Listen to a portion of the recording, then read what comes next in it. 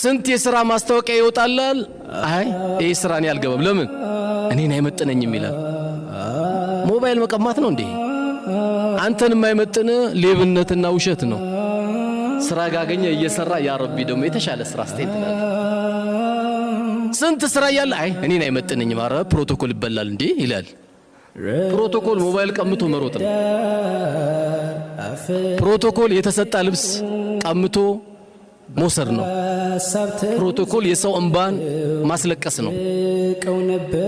እንጂ እኔን አይመጥንም እያል እየተኮፈስን እንዴት ተናገሩ ሰናይ ሳታስበው 4 አይነት 5 አይነት 6 አይነት ምግብ ይቀርብልሃል